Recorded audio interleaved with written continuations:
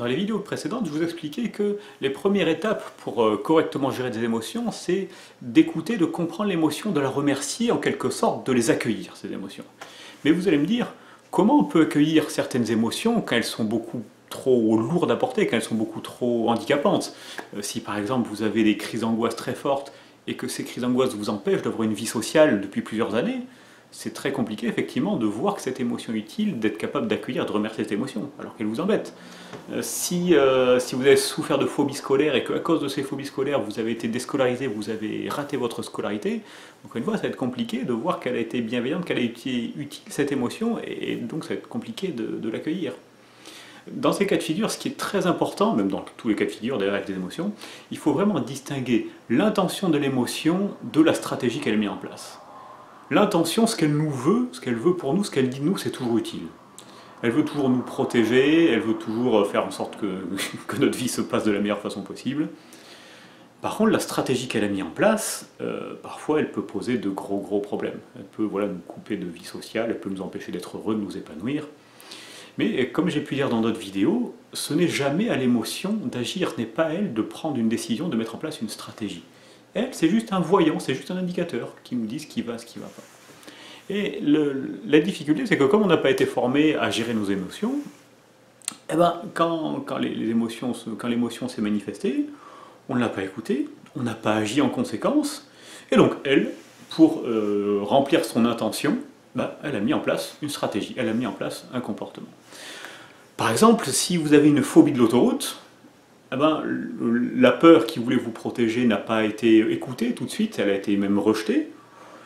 Elle voulait absolument vous protéger, qu'est-ce qu'elle a fait? Elle a fait en sorte que vous soyez tellement stressé, tellement crispé, tellement tendu que vous ne puissiez plus prendre la voiture pour aller sur l'autoroute.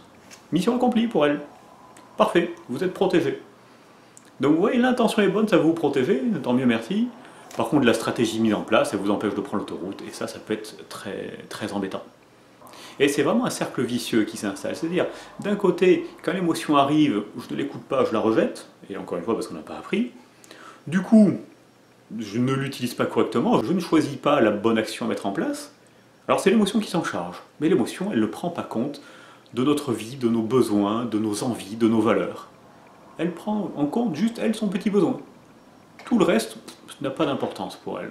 Donc forcément, il y a de grandes chances que la solution, la stratégie qu'elle met en place, ne soit pas du tout optimale pour toutes les facettes de notre vie. Et c'est souvent le cas d'ailleurs. Pour inverser le processus, vraiment ce qu'il faut faire, c'est écouter, accueillir cette émotion, la remercier pour son intention, vraiment pour son intention. Ok, tu m'embêtes depuis des années, par contre je comprends que tu veux me protéger, donc ça je te remercie. Ok, tu m'embêtes, oui, depuis des années, mais je comprends que tu veux transformer cette situation qui ne me correspond pas, donc d'accord, pour ça je te remercie.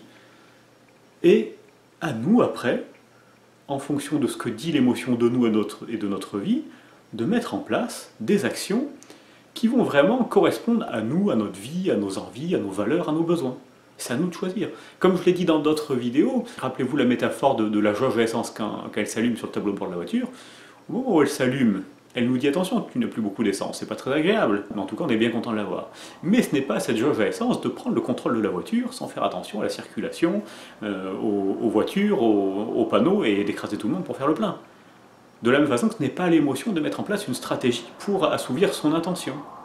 C'est à nous, quand on voit la jauge à essence qui s'allume, en fonction du lieu où je me trouve, de mon argent, de la distance qui me reste à parcourir, c'est à moi de faire le plein ou pas, et de faire le plein en respectant le code de la route et la circulation.